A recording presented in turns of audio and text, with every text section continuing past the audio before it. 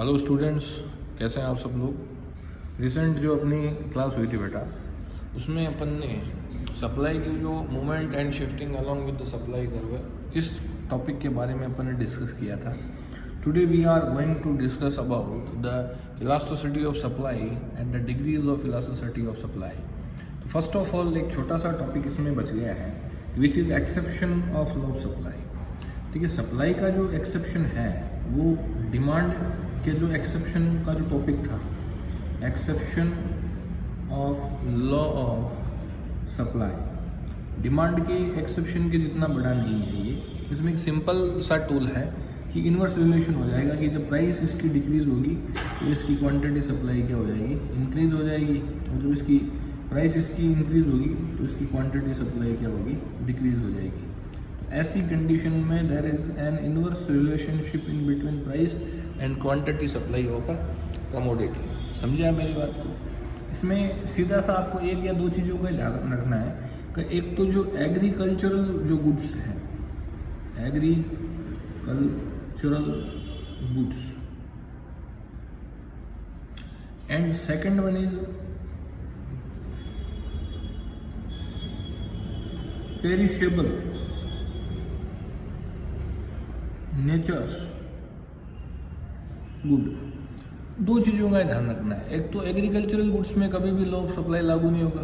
जैसे सपोज करिए कि कोई फसल उगाई आपने और आपने उस फसल को बेचा नहीं है, वो फसल बिकी नहीं है आपकी मुँह मांगी प्राइस में। उसके बाद में क्या होगा कि एक टाइम के बाद में वो फसल जो वो ख़राब होने लगती है। जैसे बाजरा जो है ना वो काला पड़ने लगता है, मूंग पीले पड़ने लगते हैं ना, तो उसको फिर क्या होता है कि कम दाम में भी उसको बेचना पड़ता है। तो सप्लाई बढ़ जाती है जब प्राइस क्या होती है, कम होती है, और जब प्राइस आप बढ़ाए रखते हो तो सप्लाई क्या होती है, कम होती है वहाँ पे। इसलिए ऐसी कंडीशन में वो चीज़ ख़राब होने की कगार पे, इसलिए उसको कम दाम में भी बेचा जाएगा और उसकी कम प्राइस पे भी सप्लाई क्या होगी, इंक्रीज़ हो जाएगी। दूसरा पेरिशेबल नेचर गुड्स है। देखिए पेरिशेबल नेचर किसको बोलते हैं, जैसे दूध है, मिल्क, ये एक दिन का दूसरे दिन काम में नहीं आता है, ख़राब हो जाता है, आप सब लोग जानते हो। जैसे मान लो सब्जियों की बात करें तो पालक जो है वो एक दो दिन के बाद का काम नहीं आता है। तो ऐसे गुड्स जो पेरिशेबल नेचर के हैं, जिनको ज़्यादा लंबे टाइम तक रिटेन नहीं किया जा सकता है, उनको ख़राब होने की कंडीशन में कम प्राइस पे उनको बेचना पड़ता है। तो फिर सप्लाई तो आपको बढ़ानी पड़ी ना कम प्राइस पे। तो इसलिए इसको this is known as exception of law of supply. एक छोटा सा डायग्राम बना देंगे, ज़्यादा लंबा टॉपिक नहीं है ना, इतना कोई इम्पोर्टेंटली पूछा जाता है, लेकिन बस एक स्ट्रीम है, एक टॉपिक है, तो इसको अपने को पढ़ना है। जैसे आपने डिमांड कर्व बनाया था उस तरीके से आप सप्लाई कर्व बनाओगे। और यहाँ आप लिख दोगे कि this is known as supply curve, negative slope, negative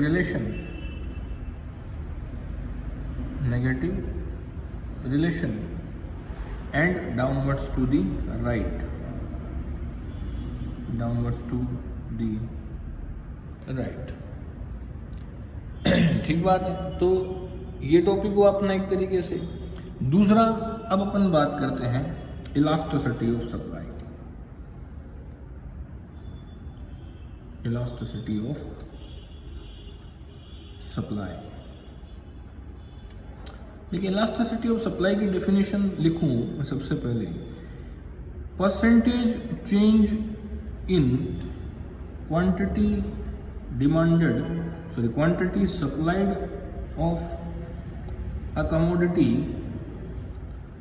due to percentage change in। देखिए डेल्टा क्यों लिख रहा हूँ मैं, क्योंकि डेल्टा इलास्टिसिटी में किसको इंडिकेट करता है, चेंज को इंडिकेट करता है। Percentage change in quantity supplied due to of a commodity due to percentage change in price of a commodity, it's called elasticity of supply।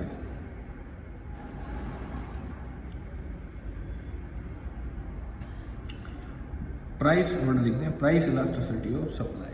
देखिए सप्लाई में कोई वैसे इनकम इलास्टिसिटी वो नहीं होती है, सिर्फ एक ही इसका सिग्निफिकेंस है, और वो सिग्निफिकेंस इसका क्या है कि इसका आपको प्राइस इलास्टिसिटी निकालना है और सिर्फ परसेंटेज मेथड से ही निकालना है।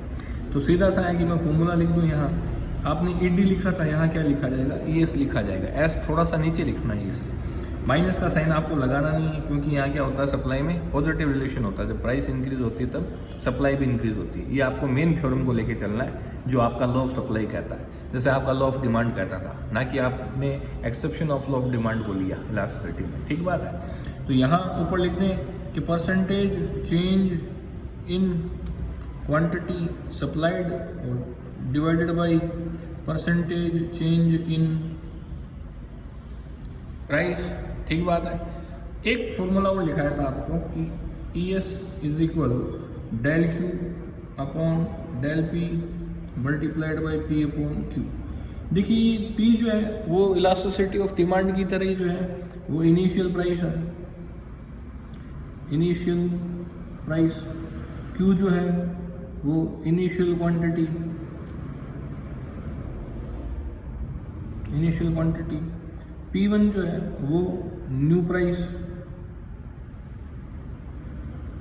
या आपका Q1 जो है वो आपकी न्यू क्वांटिटी है। ठीक बात है। तो इस तरीके से आपको ये करना है। डेल Q आप उसी तरह निकालेंगे जैसे निकालते थे कि Q1 minus Q। Del P किस तरीके से निकालेंगे कि P1 माइनस P। समझ रहे हैं आप बात को? तो ये सारी चीज़ें आपने क्या करी, यहाँ लिख दी। अब अगर अपन एक एग्जांपल ले कि अगर इसको फोल्ड कर लेता हूँ मैं, कि if your price of a commodity is equals to 10 and quantity supplied is equal to 100, when your price increases up to 12 rupees and quantity supplied increases by 120। तो फॉर्मूला में लिखूँ अगर कि ES is equal del Q upon del P multiplied by P upon Q। तो P और Q तो question में अपने पास है, लेकिन डेल Q और डेल P नहीं है। तो डेल Q निकालने जब मैं जाऊंगा तो Q1 माइनस Q इस तरीके से लिखूं, तो 120 माइनस 100, तो मेरे पास क्या आ रहा है, प्लस का 20 आ रहा है। और डेल P में क्या करूंगा मैं कि P1 माइनस P करूंगा, तो 12 माइनस 10 आ रहा है मेरे पास, तो प्लस का क्या आ रहा है, 2 आ रहा है। समझ रहे हैं आप मेरी बात को? अगर प्राइस कम होती ना तो क्वांटिटी भी कम होती, तो यहाँ भी माइनस आता, यहाँ भी माइनस आता। तो जब वैल्यू पुट करते हैं ना अपन की डेल Q तो 20 है, ये 2 है, तो ऊपर वाला माइनस नीचे वाले माइनस से आपस में कट जाता। तो आंसर केस में आते, पॉजिटिव में आते। प्राइस का वैल्यू कितना है, 10 है, क्वांटिटी का वैल्यू कितना है, 100 है। इस 0 से ये 0, इस 0 से ये 0, 1 से 1, 2 में 2 का डिवाइड दिया कितना आ रहा है, 1, और 1 किसके बराबर होता है, 1 के बराबर होता है। ठीक बात है, ये आपने समझा। एक और एग्जांपल लेके मैं बता देता हूँ आपको कि जैसे प्राइस जो है वो 10 है, क्वांटिटी आपका कितना है, 100 है। P से P1 आपका 8 हुआ और Q से Q1 आपका कितना हो गया, 80 हो गया। सपोज करिए मैं 1 इलास्टिसिटी जो आपकी सप्लाई की जो 1 के बराबर है उसका ही एग्जांपल ले रहा हूँ फिर से मैं। ठीक बात है।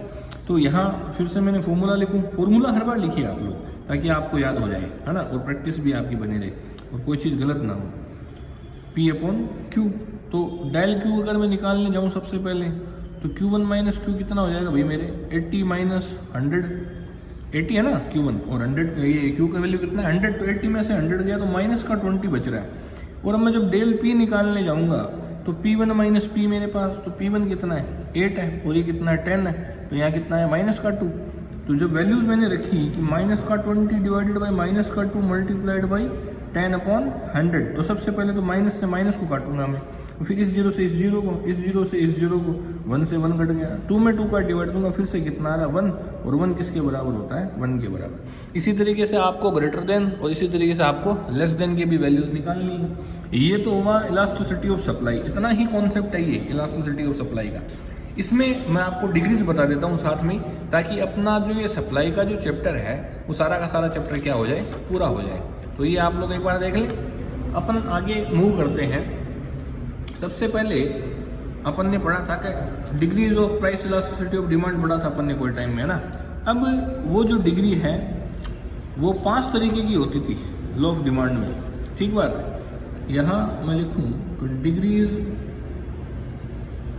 Of price elasticity of supply हो गई, वहाँ 5 डिग्री होती थी, यहाँ कितनी डिग्री होगी, यहाँ सिर्फ 2 डिग्री होगी। सबसे पहला तो परफेक्टली इलास्टिक सप्लाई। तो परफेक्टली इलास्टिक सप्लाई आप जब लिखेंगे तो आपका ई एस इज इक्वल क्या हो जाएगा, इन्फिनिट हो जाएगा। ई एस किसके बराबर है आपका, इन्फिनिटी इलास्टिसिटी के बराबर है परफेक्टली इलास्टिक सप्लाई। तो इसमें सबसे पहले तो मैं डायग्राम बनाऊँ, और डायग्राम वही बन जाएगा जो डिमांड के टाइम पे इन इलास्टिक में बना था। ये साइड पी को इंडिकेट कर रही है प्राइस को, ये साइड किसको इंडिकेट कर रही है, क्वांटिटी को इंडिकेट कर रही है। और यूँ सीधा बना दूँ मैं एक, ये आपकी पी है और यहाँ E S is equal infinite हो गया, ये आपका सप्लाई कर्व है। ठीक बात है। यहाँ इस सेम प्राइस पे इसी पी पे इतनी क्वांटिटी डिमांड हो रही है, इतनी क्वांटिटी सप्लाई हो रही है, और इसी पी पे क्वांटिटी सप्लाइड क्या हो गया, इंक्रीज हो गया। इसी प्राइस पे क्वांटिटी सप्लाइड क्या हो गया, फिर से इंक्रीज हो गया। इसी प्राइस पे क्वांटिटी सप्लाइड और इंक्रीज होता रहेगा। ये जो सप्लाई कर्व आपने बनाया है, it is in the shape of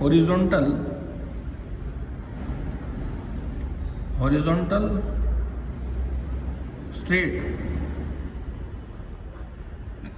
line HSL। ठीक बात है। थ्रू एग्जाम्पल मैं आपको उसको समझा देता हूँ, एक बार थ्योरी लिखना समझा देता हूँ, हालांकि notes will be provided to you people very shortly. तो ये आपको मैं समझा देता हूँ कि in this situation price of commodity remain constant but quantity supplied of that commodity still changes.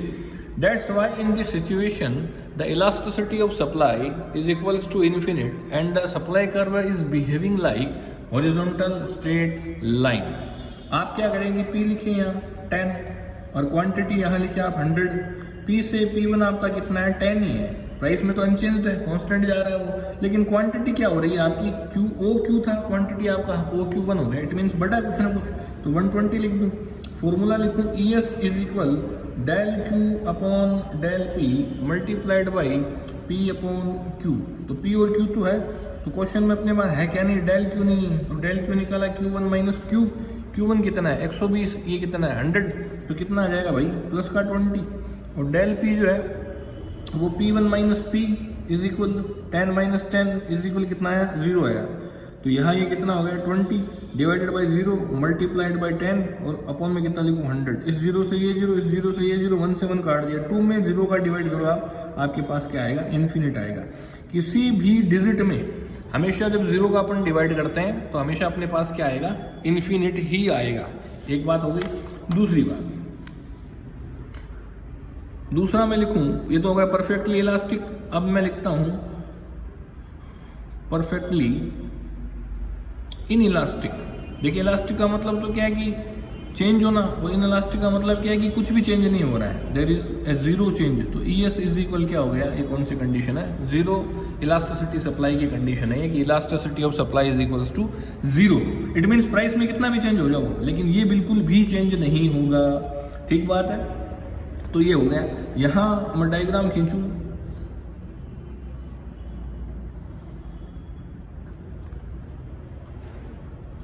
देखिए डायग्राम जो ना वो मेरा बोर्ड पे ज़्यादा स्मूथ बनता है, एक हाथ से मैं वीडियो बना रहा हूँ और एक हाथ से मैं लिख रहा हूँ, इसलिए आप थोड़ा सा इसको जो हिल रहा है इसको इतना कंसिडर ना करें।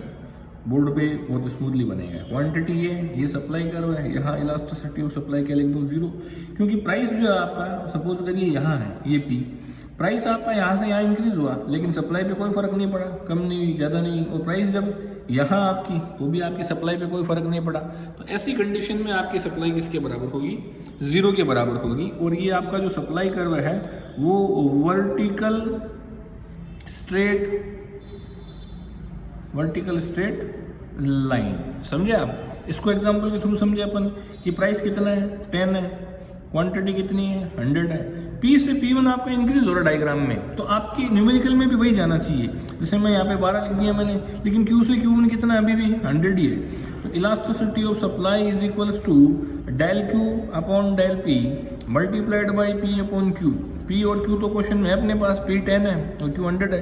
तो डेल Q जब निकालने जाऊँगा तो Q1 माइनस Q, तो Q1 कितना है भाई 100 है और Q कितना है 100 है, तो डेल Q कितना आया 0। और del P is equal P1 minus P is equal 12 minus 10 is equal 2। तो यहाँ मैं कितना लिखूंगी 0 divided by 2 multiplied by 10 upon 100। 0 से 0 ये कट रहा है, 0 1 से गुना हुआ 0 हो गया और 2 10 से गुना हुआ तो 20 हो गया। 0 में कितनी ही बड़ी डिजिट का डिवाइड कर दो आप, योर आंसर विल बी 0। तो इसमें आप क्या लिखेंगे, in this situation the price of a commodity changes but the quantity supplied of that commodity remain unchanged. That's why in this situation the elasticity of supply is equals to 0 and the supply curve is behaving like vertical straight line. तो ये हो गया आपका, ये page फिर खत्म हो गया अपना, और ये अपने पास है सिलेबस के पेज। उस पर मैं बना देता हूँ आपको 3 डायग्राम बनाने अपने लिए। तो सबसे पहले तो मैं फर्स्ट जो अपना है ये तो हो गई। अब देखिए सप्लाई में 2 डिग्री होती है, वैसे तो 5 मान सकते हो आप, लेकिन जब ज्योमेट्रिक मेथड की बात आए अगर सप्लाई में तो ये it is considered as a geometric method, है ना। तो अब मैं हेडिंग लगा देता हूँ geometric method, geometric method.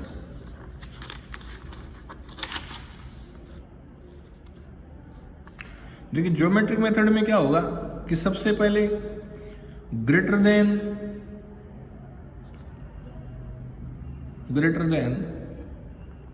Unitary elastic supply, तो ES इज ग्रेटर देन 1। तो यूं डायग्राम खींचा मैंने एक, इस तरीके से OXY खींचे और यूं बना दूं, जितना इस साइड में मुड़ा हुआ आएगा उतनी ही इलास्टिसिटी सप्लाई की क्या होगी, ज़्यादा होगी। इसको किस तरीके से बनाए, देखिए ये प्राइस है और यहाँ टच कर रहा है, और ये आपकी क्या है, क्वांटिटी सप्लाइड है इस प्राइस पे।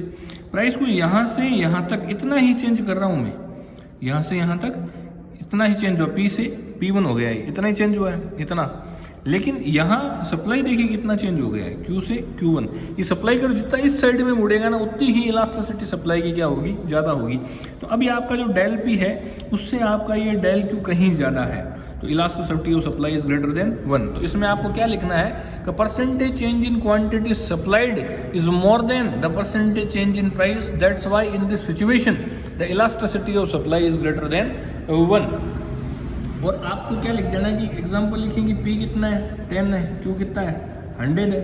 P से P1 मान लो 12 हो गया, लेकिन Q से Q1 कितना हुआ 150 हुआ। तो जब डेल Q निकालने जाऊँ अगर, तो Q1 माइनस Q और 150 और माइनस 100 तो इज इक्वल कितना हो जाए 50। और डेल P इज इक्वल लिखूँ तो P1 minus P is equal 12 minus 10 is equal कितना लिखूँ 2 लिख दूँ। तो फॉर्मूला लिखूँगा elasticity of supply is equal del Q upon del P multiplied by P upon Q। तो डेल Q कितना है 50 है, डेल P कितना है 2 है, ये कितना है 10 है, ये कितना है 100 है। तो 0 to 0, 0 to 0, 1 to 1, 5 में 2 का डिवाइड किया 2.5 एंड 2.5 इज ग्रेटर देन 1। इस तरीके से आप इसको डिस्क्राइब कर सकते हो कि इलास्टिसिटी ऑफ सप्लाई क्या आपका ग्रेटर देन 1 है। तो ये ज्योमेट्रिक मेथड का पहला हो गया। अभी दूसरा अपन बनाए दूसरे पेज पे।